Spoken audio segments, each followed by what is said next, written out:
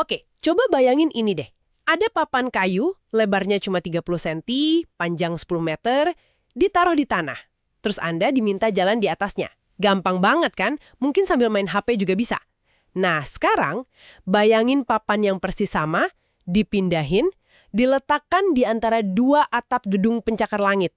Tiba-tiba, tugas yang tadinya sepele itu jadi mustahil. Kenapa ya? Padahal papannya sama persis loh. Lebarnya, panjangnya, semua sama. Yang beda cuma satu, konsekuensinya. Dan disitulah imajinasi Anda mengambil alih semuanya. Kehendak Anda mungkin bilang, ayo, ini cuma jalan lurus. Tapi imajinasi Anda itu muter film horor di kepala. Film tentang kita kepleset, ada angin, terus jatuh ke bawah. Tepat. Dan tebak siapa yang menang dalam pertarungan itu. Selalu imajinasi kaki jadi gemeteran, kepala pusing, padahal fisiknya mampu. Nah, konflik internal inilah yang jadi inti pembahasan kita hari ini. Dari sebuah buku yang umurnya udah seabad lebih, tapi idenya masih relevan banget. Self-Mastery Through Conscious Autosuggestion karya Emil Coué. Betul sekali. Dan misi kita di sini bukan cuma, sekedar mengagumi teorinya Coué. Tapi kita mau benar-benar bongkar argumen utamanya. Bahwa imajinasi kita, bukan tekad, itu kekuatan yang sesungguhnya ngendalin hidup kita. Kita akan lihat konsepnya tentang dua diri di dalam kita, dan yang paling penting, kita gali metode praktisnya yang sangat sederhana. Oke, kita mulai dari pertarungan itu ya, kehendak lawan imajinasi. Coué bilang imajinasi selalu menang. Analogi papan kayu tadi jelas banget. Tapi ini kan terjadi di hal-hal kecil juga kan? Kayak insomnia. Saya sering banget ngalamin ini. Nah, itu contoh sempurna. Makin keras saya bilang ke diri sendiri, ayo tidur. Besok pagi ada meeting penting, harus tidur. Mata malah makin melek. Tepat. Kehendak Anda maksa buat tidur, tapi imajinasi Anda malah jadi liar. Gimana kalau besok ngantuk? Aduh, jam berapa nih? Wah, makin gak bisa tidur. Hasilnya, Anda terjaga semalaman. Dan Coué melihat ini bukan sebagai bukti kemauan Anda lemah loh. Justru sebaliknya. Oh ya? Ini bukti betapa perkasanya imajinasi. Di bukunya juga ada contoh lain yang menarik, soal lupa nama.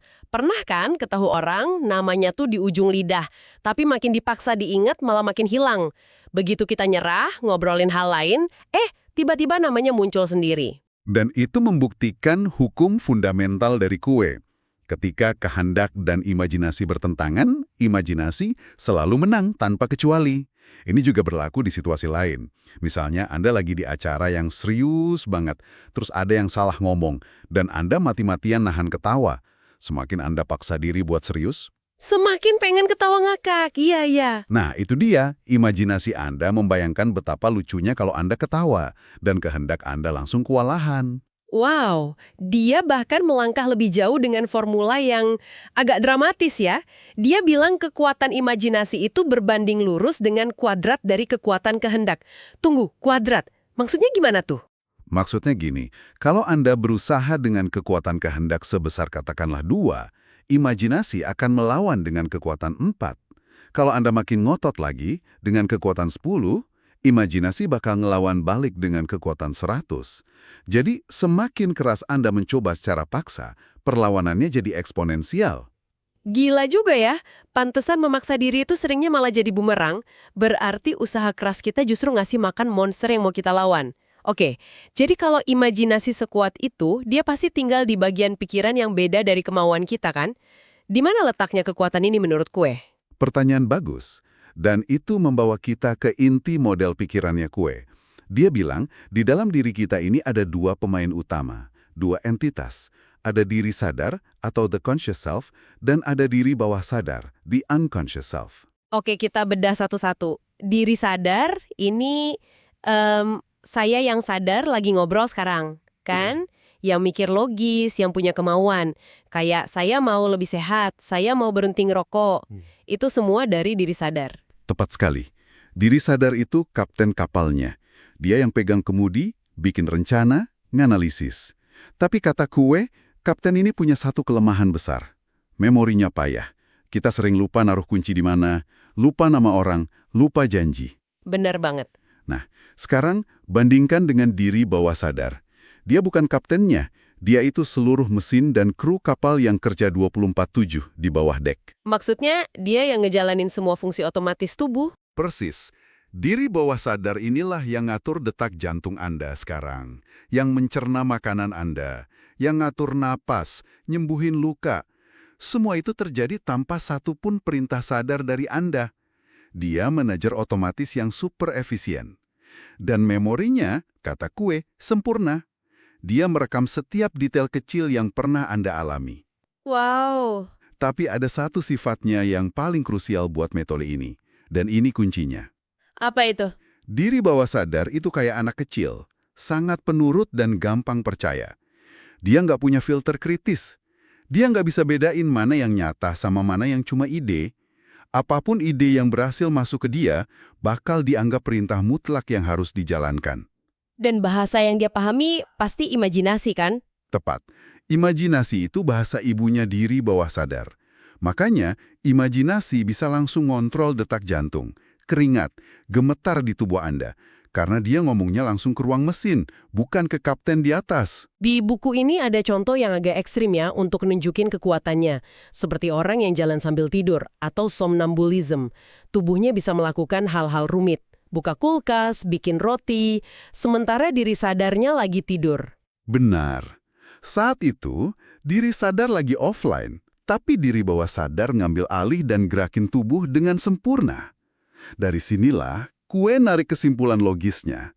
Kalau kita bisa secara sadar nanemin sebuah ide ke diri bawah sadar yang penurut ini, Maka dia bakal nganggep ide itu sebagai kenyataan. betul. Dan dia akan mulai kerja siang malam buat mewujudkannya, baik dalam fungsi organ tubuh maupun tindakan kita. Oke, ini semua masuk akal. Tapi sejauh ini, kedengerannya kita kayak jadi korban dari imajinasi kita sendiri. Seolah-olah kita cuma penumpang aja. Nah, pertanyaannya, Kue ngasih cara nggak buat kita ngambil alih kemudi? Tentu saja, disitulah kejeniusan Kue. Dia nggak bikin sistem yang ribet. Justru sebaliknya, metodenya sangat sederhana, karena dia tahu diri bawah sadar nggak suka hal yang kompleks. Dia menciptakan sebuah mantra universal. Satu kalimat sederhana yang dirancang buat ngelewatin penjaga gerbang, yaitu pikiran kritis kita. Dan kalimat itu? Hari demi hari, dalam segala hal, saya menjadi lebih baik dan lebih baik lagi. Atau dalam bahasa Inggrisnya yang terkenal, day by day, in every way, I am getting better and better. Sebuah kalimat yang sangat umum ya, dan positif. Tapi tunggu dulu, cuma bilang gitu aja, kok kedengarannya terlalu gampang?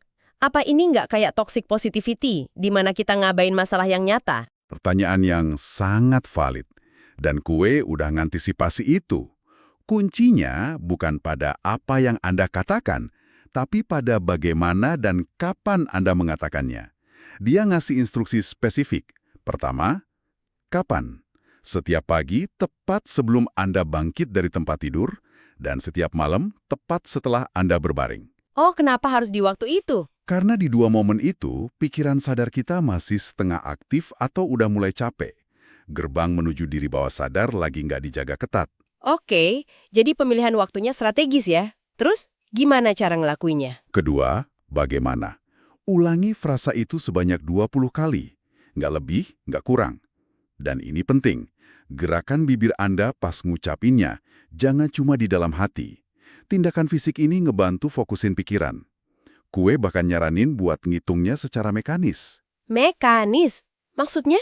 Misalnya pakai seutas tali yang punya 20 simpul. Jadi pikiran kita nggak ngelantur, kita cuma pindahin jari dari simpul ke simpul. Oh, jadi prosesnya dibuat semi-otomatis ya? Biar pikiran sadar kita nggak ikut campur? Tepat. Dan yang ketiga, ini yang paling penting dan ngejawab pertanyaan Anda soal toxic positivity tadi. Yaitu sikap mental. Ucapkan dengan santai, tanpa paksaan, hampir kayak gumaman anak kecil. Dan yang terpenting, tanpa usaha keras. Tanpa usaha keras? Iya, jangan mencoba meyakini kata-kata itu. Jangan maksa diri buat ngerasa lebih baik. Ingat hukum Kue. Usaha keras dari kehendak cuma akan mancing imajinasi buat ngelawan. Cukup biarkan kata-kata itu ngalir masuk. Justru karena kalimatnya general, dalam segala hal, Anda nggak perlu mikirin masalah spesifik. Biarkan diri bawah sadar yang cerdas itu yang nyari sendiri area mana yang perlu dibuat lebih baik. Saya ngerti sekarang. Jadi ini bukan afirmasi yang dipaksakan ya. Ini lebih kayak nanam benih dengan lembut di tanah yang subur, terus dibiarin tumbuh sendiri. Bukan maksa pohon biar cepat berbuah. Persis. Itu metafora yang sempurna. Oke, itu untuk vitamin mental harian. Tapi gimana kalau ada masalah yang akut, yang muncul tiba-tiba? Misalnya sakit kepala hebat, atau serangan panik sebelum presentasi. Ada teknik P3K-nya nggak? Ada. Dan ini juga sama sederhananya. Kue nyaranin gini, cari tempat tenang sebentar, tutup mata, letakkan telapak tangan di dahi kalau masalahnya mental, kayak cemas atau takut, atau di area yang sakit kalau masalahnya fisik. Lalu, ulangi dengan sangat cepat sambil bibirnya terus gerak kata-kata, ini akan hilang, ini akan hilang, ini akan hilang. Ulangi terus secepat mungkin kayak bergumam. Kue bilang, dengan latihan, rasa sakit atau tekanan itu bisa reda atau bahkan hilang dalam 20-25 detik. Kenapa harus diulang cepat-cepat? Karena kecepatan itu, bikin pikiran sadar Anda nggak punya waktu buat ngebantah. Nggak ada waktu buat mikir, mana mungkin bisa hilang, atau ini kan sakit beneran. Anda membanjiri sistem dengan satu ide simpel, ini akan hilang, sampai nggak ada ruang buat ide lain. Ini semua kedengarannya sederhana banget. Mungkin terlalu sederhana sampai susah dipercaya. Bukunya sendiri kan penuh dengan studi kasus yang terus terang beberapa di antaranya bikin geleng-geleng kepala. Mari kita bahas beberapa. Silakan, karena disitulah kita bisa lihat cakupan potensi dari metode ini. Ada kisah seorang Ogria yang lumpuh 2 tahun karena cedera tulang belakang. Setelah 11 bulan rutin autosugesti, dia bisa jalan lagi. Terus ada wanita penderita asma parah selama 8 tahun, dia merasa jauh lebih baik cuma setelah 1 sesi terapi. Bahkan ada kasus moral, seorang anak kleptomania sembuh total dari kebiasaan mencurinya dalam 6 bulan. Dan yang paling dramatis mungkin kisah seorang pemuda yang datang dengan kebencian luar biasa pada saudaranya. Sampai-sampai dia bilang pengen nikam saudaranya itu. Setelah 1 sesi autosugesti, Kue bilang rasa bencinya hilang sepenuhnya. Nah, kisah-kisah penyembuhan ini kan luar biasa, tapi ini kan dari awal abad ke-20. Kalau kita pakai kacamata modern, pasti banyak yang langsung bilang, itu kan cuma efek placebo. Gimana Kue ngebedain metodenya dari itu? Itu pertanyaan krusial. Dan Kue sebenarnya nggak nolak itu. Dia justru merangkulnya. Dia bakal bilang, tentu saja ini placebo. Tapi dia lihat placebo itu bukan sebagai obat bohong, melainkan sebagai bukti nyata dari kekuatan pikiran buat nyembuhin tubuh. Metodenya adalah cara sistematis buat ngaktifin efek placebo itu secara sadar dan sengaja. Oh, jadi dia kayak ngasih resep untuk placebo pribadi kita? Bisa dibilang gitu. Dia punya metafora yang bagus banget buat menjelasin cara kerjanya. Bayangkan diri bawah sadar kita itu sebilah papan kayu. Kebiasaan buruk, pikiran negatif, atau penyakit, itu adalah paku yang buruk yang udah nancep dalam di papan itu. Oke, paku yang udah karatan dan susah dicabut. Betul. Nah, sugesti yang baik, kayak mantra hari demi hari, itu adalah paku yang baik, yang baru dan lurus. Setiap kali kita ngelakuin autosugesti, kita kayak ngambil palu dan mukul paku yang baik itu tepat di atas paku yang lama. Pukulan pertama mungkin cuma bikin dia masuk dikit banget. Tapi kita terus lakuin, setiap pagi, setiap malam. Pukulan demi pukulan. Pukulan demi pukulan, paku yang baik masuk makin dalam, dan secara bersamaan, dari sisi sebelahnya, paku yang lama mulai kedorong keluar. Sedikit demi sedikit, sampai akhirnya paku yang karatan itu copot sepenuhnya, dan lubangnya diisi sama paku yang baru. Metafora paku itu kuat banget ya. Jadi ini bukan proses instan, tapi proses penggantian yang sistematis. Tapi bukankah itu berarti prosesnya bisa lama banget kalau paku masalahnya udah nancep bertahun-tahun? Kowe sangat jujur soal ini. Dia bilang itu tergantung seberapa dalam paku lama nancap dan seberapa konsisten kita mukul paku yang baru. Buat beberapa orang hasilnya bisa cepat, buat yang lain butuh berbulan-bulan bahkan bertahun-tahun. Kuncinya di konsistensi pukulan palu itu. Dia juga punya penerapan unik buat mendidik anak-anak yang mungkin menarik buat orang tua yang dengerin. Dia nyaranin orang tua buat bisikin sugesti ke anak yang lagi tidur. Ya, dan ini sangat sejalan dengan teorinya. Ketika anak lagi tidur lelap, diri sadarnya yang kritis, yang suka ngebantah, juga lagi tidur. Tapi, diri bawah sadarnya tetap terjaga dan sangat reseptif, kayak spons. Jadi, orang tua bisa masuk ke kamar, berdiri dekat tempat tidurnya, dan bisikin dengan lembut hal-hal positif yang diinginkan. Misalnya, kesehatanmu semakin baik, atau kamu belajar dengan mudah dan senang. Wah, jadi ide-ide itu bisa langsung masuk ke diri bawah sadar anak tanpa filter ya? Betul. Dan mulai bekerja dari dalam buat mengubah perilaku. Jadi kalau kita tarik benang merahnya, inti dari ajaran Milky Way ini adalah: pertama, sadari bahwa imajinasi jauh lebih kuat dari kemauan. Kedua, kekuatan ini asalnya dari diri bawah sadar yang tersembunyi. Dan ketiga, kita bisa memengaruhinya dengan teknik yang sederhana, mekanis, dan yang paling penting tanpa paksaan. Tepat. Wawasan utamanya adalah perbaikan diri ini bukan tentang pertarungan kehendak yang bikin capek. Ini lebih kayak berkebun.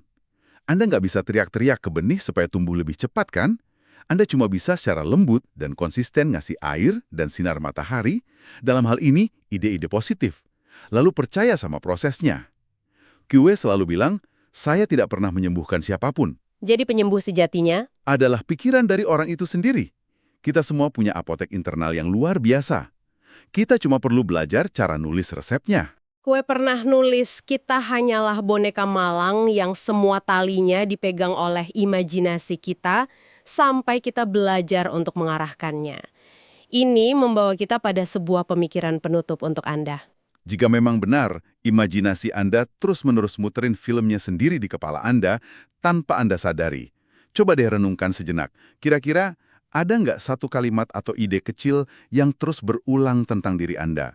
Mungkin sesuatu seperti, saya memang pelupa, atau saya nggak jago ngomong di depan umum, atau pasti nanti bakal ada masalah. Karena kalau dipikir-pikir, bisa jadi itu adalah paku autosugesti bawah sadar yang tanpa sengaja telah Anda tancapkan sendiri ke papan pikiran Anda selama bertahun-tahun pukulan demi pukulan.